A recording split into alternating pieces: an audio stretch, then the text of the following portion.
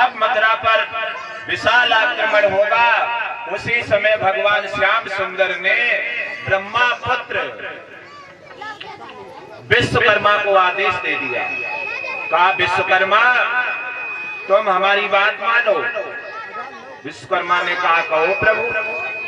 कि आप एक दक्षिण दिशा में समुद्र के टापू में सुंदर नगर का निर्माण करो और वहां हम सब ब्रजवासी भेज रहे हैं। जो आज्ञा प्रभु। सुनो राजन परीक्षित, विश्वकर्मा ने पल भर के समय में ही समुद्र के टापू में एक सुंदर नगर बसा दिया, वो भी 48 कोस की एरिया में। 48 कोस की एरिया में सुंदर नगर बसाया और उस नगर के अंदर हर सुविधा उपलब्ध करा दी और उसे नगर में सब मथुरावासी भेज दिए। और नगर का नाम क्या है?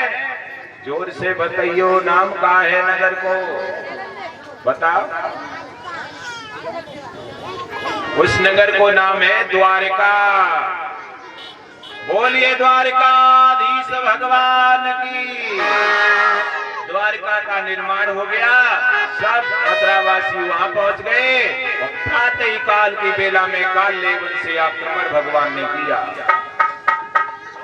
कथा के प्रेमी सज्जनों, आक्रमण होता है, बहुत दिन हो गए, काल लेवन हाथ नहीं आ रहा।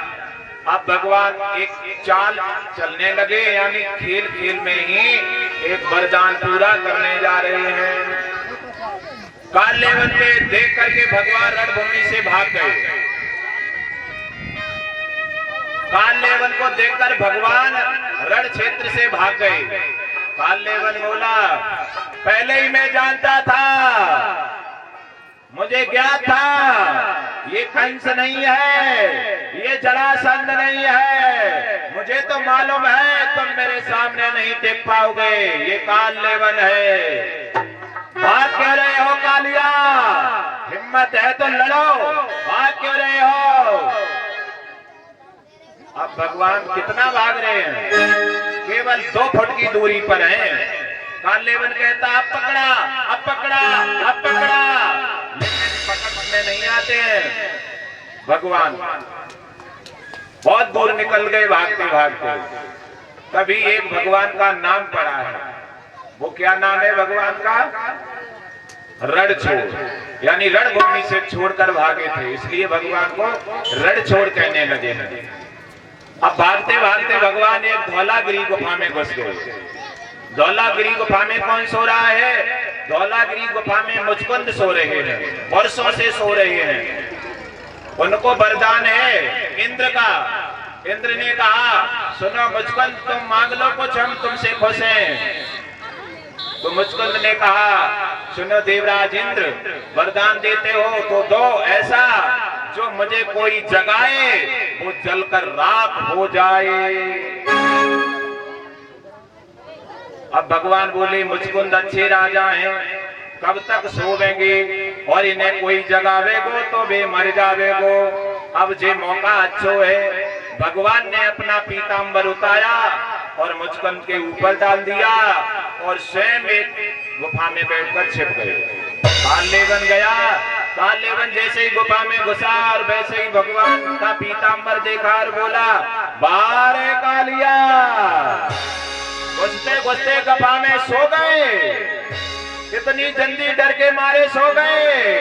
और जाते ही उसने पैर मारा। जैसे ही पैर लगा, मुचकुंद जगे। जगते ही काल लेवन जल करके राख हो गया। वैसे ही भगवान निकलकर बाहर आ गए।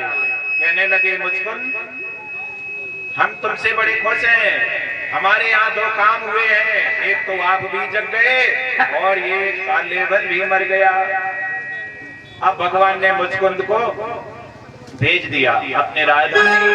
अब भगवान वहां से कहाँ के लिए जा रहे हैं? वैसे भगवान मथुरा में बहुत देर रहे हैं। इतने ना गोकुल में रहे, ना वृंदावन में रहे, ना नंदगांव में रहे, ना बरसाने में रहे। सबसे ज्यादा भगवान मथुरा में रहे हैं। अब मथुरा छोड़ करके भगवान कहाँ चले गए? द्वारिका चले गए। अब भगवान श्याम सुंदर द्वारका पहुंच गए।